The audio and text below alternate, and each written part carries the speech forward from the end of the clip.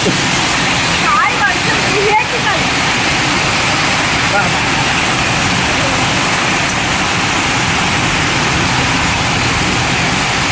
చాలా వర్షం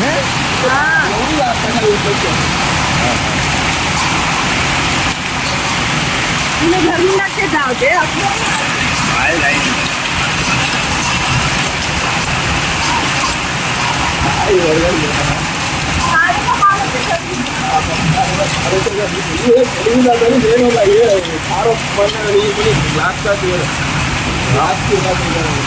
झाड हे खमाड आहे बघ काय